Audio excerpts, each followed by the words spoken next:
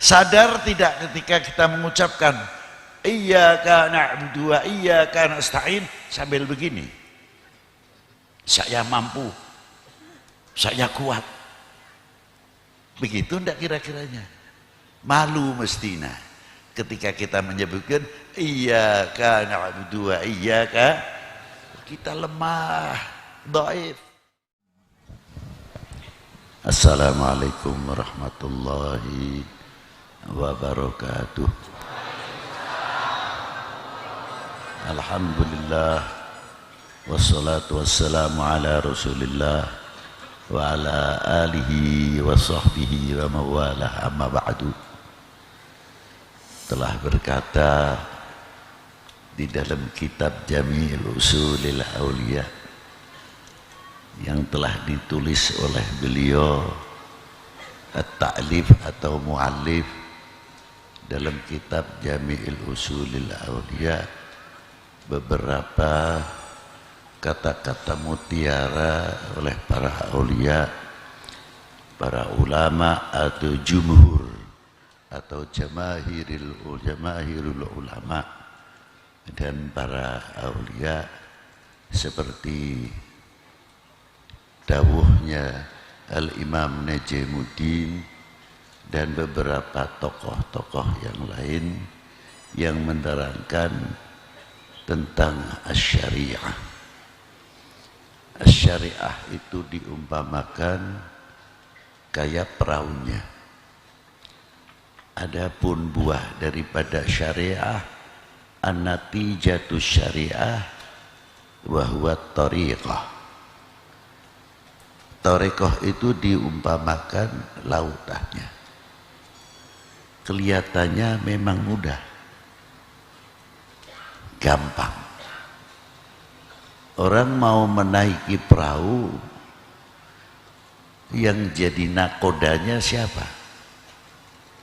Apakah perahu itu akan berjalan sendiri? Tidak mungkin. Mungkin mesinnya bisa dijalankan atau layar bisa dijalankan, tapi tanpa nakoda ataupun tanpa kapten kapal juga sama.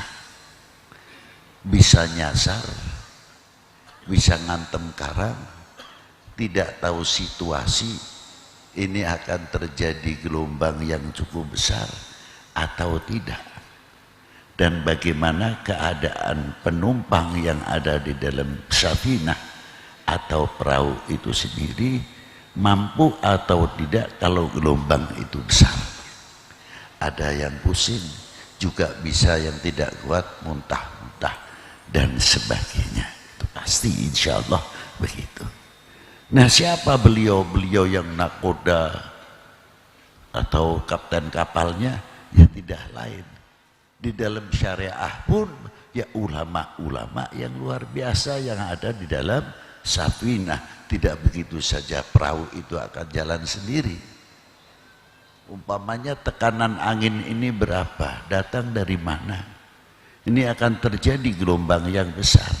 Kalau kita yang awam sebagai penumpang oke saja. Yang penting kapalnya tidak bocor. Yang penting kapalnya bisa menyampaikan tujuan, insya Allah. Kalau syariat itu pasti biidznillah. Namun kita ditantang belajar naik perahu kapan? Seperti contohnya apa? As-shalah dan lain sebagainya. Setelah sholat tahu bagaimana caranya niat, bisakah atau tidak sebelum sholat hati kita itu sudah hudur kepada Allah Subhanahu wa ta'ala? Ataukah menerima sholat itu sebagai beban atau tidak? Karena di dalam sholat itu sendiri mencakup dari beberapa hal. Untuk pribadi, untuk hubungan sesama kita, al-mu'min akhul mu'min, al-muslim akhul muslim, semuanya ada di dalam khamsa al-awqat, 5 waktu itu dalam sholat. Maka kalau sabda Nabi Awalu ma yuhasabu yaumal qiyamah as-shalah, ya tepat sekali. Pertama kali yang dihisab yaumil qiyamah adalah salatnya. Oh, itu kata sabda Nabi tepat sekali. Karena apa? Di situ segalanya yang berhubung untuk pribadi, untuk umat. Coba satu contoh, waktu kita mengucapkan Bismillahirrahmanirrahim, Alhamdulillahi Rabbil Alamin, segala puji milik Allah Subhanahu wa Ta'ala yang menguasai, raja semua alam, untuk manusia khususnya yang berakal. Lanjutkan, Ar-Rahman Ar-Rahim, Malik Yaumiddin, pengenalan diri dengan ikrar dalam suratul Fatihah, Alhamdulillahi Rabbil Ar-Rahman Ar-Rahim. Di dalam kitab Khazinatul Asrar disebutkan, ketika orang membaca suratul Fatihah, Alhamdulillahi Rabbil Alamin, dijawab oleh Allah Ta'ala apa? Haqqi, itu milikku. Ketika kita sampai kepada Ar-Rahman Ar-Rahim, dijawab oleh Allah Ta'ala apa? Haqqi, itu milik saya. Tiada sekutu baginya. Ketika sampai Malik Yaumiddin, Haqqi, itu milikku. Sejauh mana kita mengetahui dalam tafsir suratul Fatihah ketika kita mengucapkan Malik Yaumiddin? Kalau kita mengingat itu mestinya takut. Sebab apa? Untuk menunjukkan kalimah Malik Yaumiddin, kullu syai'in halikun illa wajhah. Bumi, langit, semua hancur semua. Malaikat pun ikut mati, jangan dikira tidak. Semua mati. Lalu Allah Ta'ala berfirman apa, bersabda apa di tengah-tengah itu? Hai, mana orang-orang yang mempertuhankan selain aku? Tidak satu pun yang bangun. Tidak satu pun yang nongol. Di situ kita melihat bahwa al-wahidul ahad, as-samadul ladzi lam yalid wa lam yulad wa lam yakul lahu kufuwan ahad. Al-awwalu bila ibtida wal akhiru bila intiha. Selain Allah Ta'ala mawjudun ba'dal adami wal fana. Kita tahu nanti tauhid di situlah. Lalu kita apa yang kita persiapkan pada waktu kita akan menemui sejanjinya Allah Ta'ala yaumil qiyamah? Apakah kita sudah mempersiapkan diri untuk menghadap? Bekal apa yang harus kita persiapkan? Tidak terlepas hanya kuncinya husnul khotimah yang kita harapkan. Satu. Kedua, ampunannya.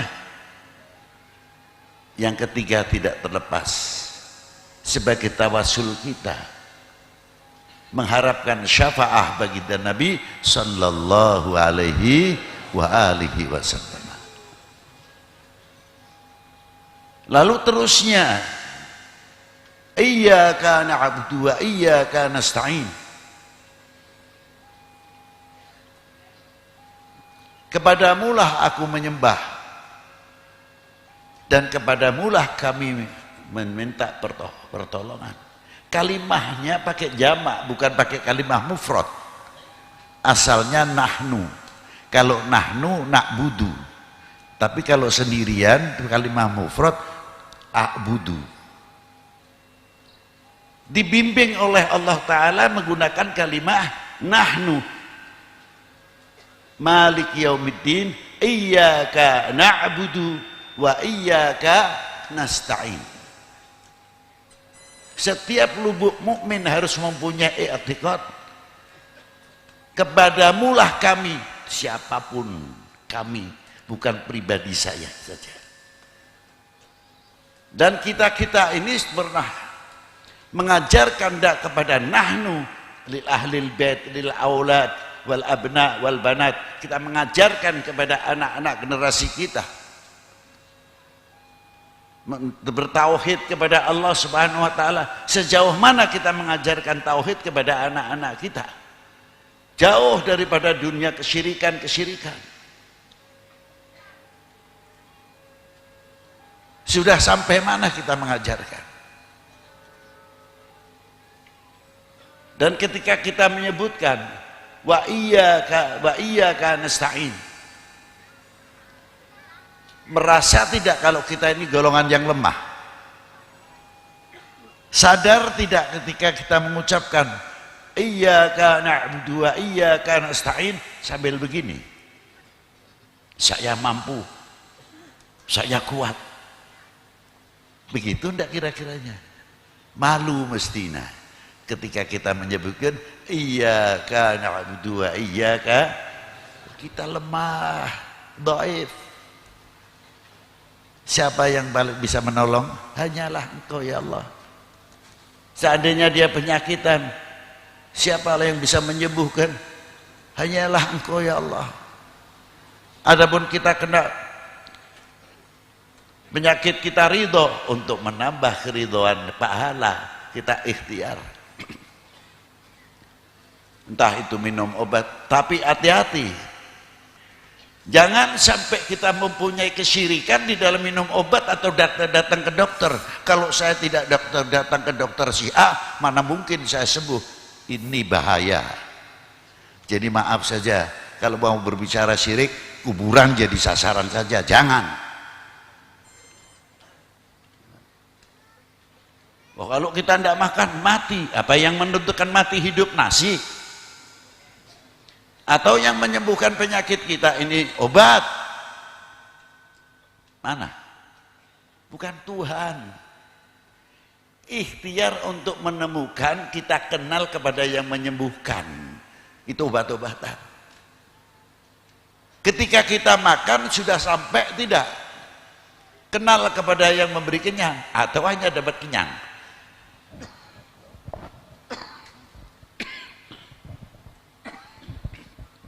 Itu satu contoh. Coba kalau kita makan, belajar kenal kepada yang memberikan kenyang. Siapa? Allah wahdahu la syarikalah. Bimbingan, tarbiyah dalam suratul Fatihah untuk kita semuanya. Sudah tahu masalah hal ini? Maka ketika kita menyebut iyyaka na'budu wa iyyaka nasta'in, Allah Ta'ala berfirman apa? Itu milikmu, itu hakmu.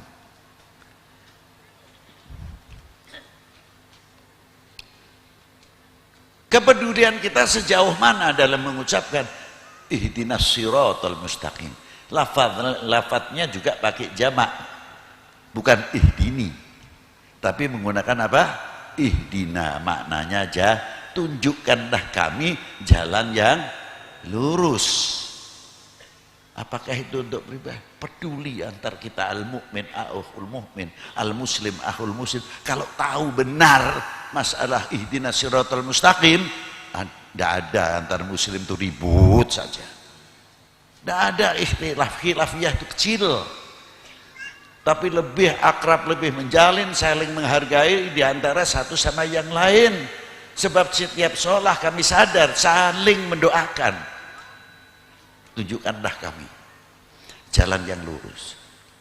Bukan untuk akhirat saja. Tunjukkanlah kami. Mungkin yang dagangannya masih pasar sepi dan sebagainya, atau mengalami problema dalam hidup dan sebagainya. Ya Allah, tunjukkanlah kami ekonomi kami, saudara-saudara muslim kami khususnya, jalan yang beruntung, jangan sampai menempuh jalan kerugian dalam berekonomi. Ketika kita mendoakan, ingat dunia pertanian juga, semua petani-petani kita muslim khususnya, umumnya pada bangsa ini. Tunjukkanlah kami jalan yang lurus dalam dunia pertanian, sehingga dengan yang baik kita akan menjadi negara, bangsa yang mempertahankan ketahanan pangan. Bukan sekadar kita bicara tentang ketahanan pangan saja, tapi kita dilambari fondasi dengan tauhid kepada Allah Subhanahu wa taala, karena negara kita tuh luar biasa dengan Pancasilanya, dengan apa namanya sila pertama, ketuhanan yang maha. Lo itu hebatnya di situ. Ikhtiar tetap. Ihdinas siratal mustaqim. Saudara kita yang di rumah sakit mungkin masih sakit, atau dalam sakaratul maut, banyaknya doa kita ini hingga mencapai martabat husnul khatimah karena doa. Tunjukkanlah jalan yang lurus saudaraku yang masih sakit ya Allah, semoga diampuni dan mendapatkan husnul. Sangat luas kalimah ihdina, bukan untuk mendoakan umat Islam atau bangsa Indonesia saja, tapi yang dari Haramain, Afrika, semua tercakup dalam kalimah ihdinas siratal ladzina an'amta 'alaihim minan nabiyyin was-siddiqin wasyuhada hebatnya. Itu diantaranya. Nah, kalau kita sudah mengetahui yang demikian, ya luar biasa.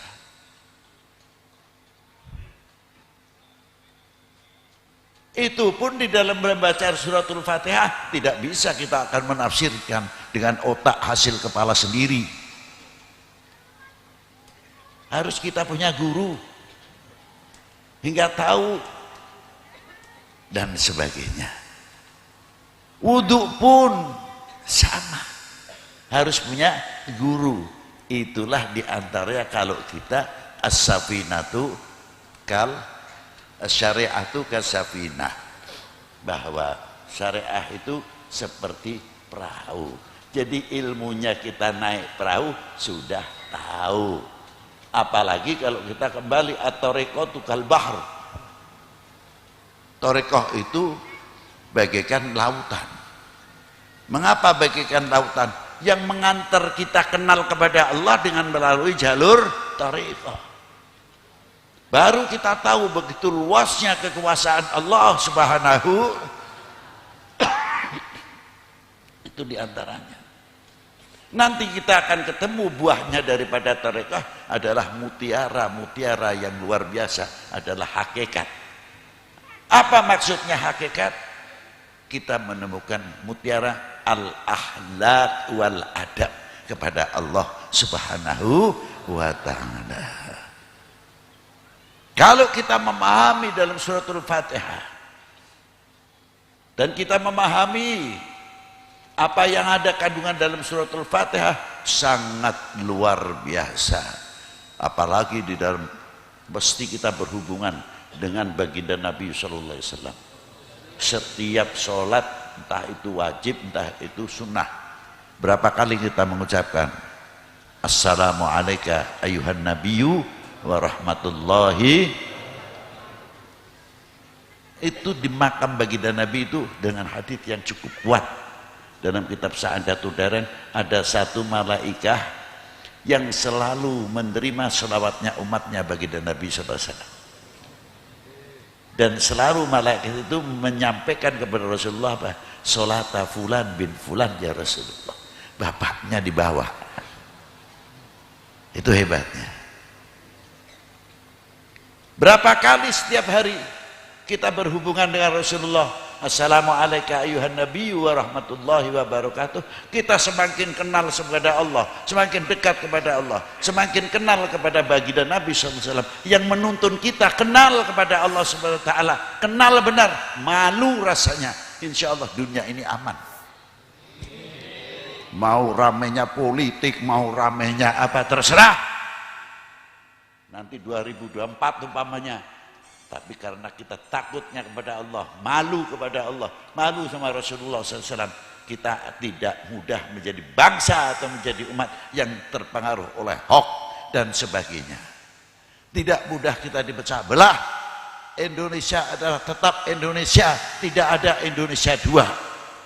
Merah putih hanya satu, tidak ada merah putih. Itu. Maka dari itu, mari kita memperbanyak pendekatan diri kita kepada Allah Subhanahu wa taala dan kepada Rasulullah sallallahu alaihi wasallam. Selanjutnya dan selanjutnya dan selanjutnya. Wassalamualaikum warahmatullahi wabarakatuh.